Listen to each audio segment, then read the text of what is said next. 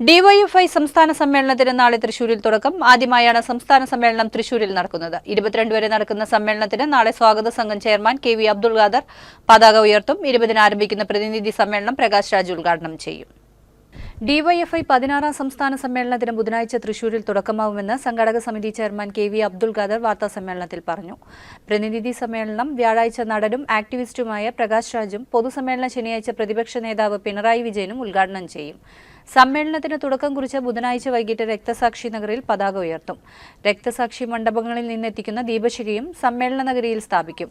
കൂത്തുപറമ്പ് രക്തസാക്ഷി മണ്ഡപത്തിൽ നിന്ന് ആരംഭിച്ച പതാക ജാഥയും തിരുവനന്തപുരത്തെ ഹക്ക് മുഹമ്മദ് മിഥിലാജ് സ്മൃതി മണ്ഡപത്തിൽ നിന്ന് ആരംഭിച്ച കൊടിമര ജാഥയും KU ബിജു രക്തസാക്ഷി സ്മൃതി മണ്ഡപത്തിൽ ബുധനാഴ്ച ആരംഭിക്കുന്ന ദീപശിഖ ജാഥയും ജില്ലയിലെ 25 ഡിവൈഎഫ്ഐ രക്തസാക്ഷികളുടെ സ്മൃതി മണ്ഡപങ്ങളിൽ നിന്ന് ആരംഭിക്കുന്ന ഉപദീപശിഖ ജാഥകളും അത്ലറ്റുകളുടെ നേതൃത്വത്തിൽ ബുധനാഴ്ച വൈകിട്ട് 5-ന് ശക്തൻ നഗറിലെത്തിക്കും.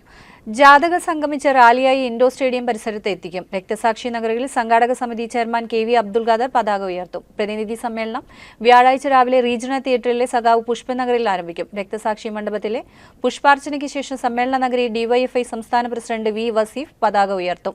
വെള്ളി വൈകിട്ട് 5-ന് സമ്മേളന നഗരിയിൽ നടക്കുന്ന രക്തസാക്ഷി കുടുംബസംഗമം CPM സംസ്ഥാന സെക്രട്ടറി MV ഗോവിന്ദൻ ഉദ്ഘാടനം ചെയ്യും. കവി മുരുകൻ കാട്ടാക്കട മുഖ്യാതിഥിയാവും.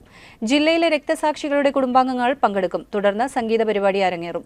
ശനിയാഴ്ച പകൽ സമ്മേളനത്തിന് സമാപനം കുറിച്ച വിദ്യാർത്ഥി കോർണറിൽ നിന്ന് യൂത്ത് ബ്രിഗേഡ് മാർച്ചും സമ്മേളന പ്രതിനിധികളുടെ പ്രകടനവും നടക്കും.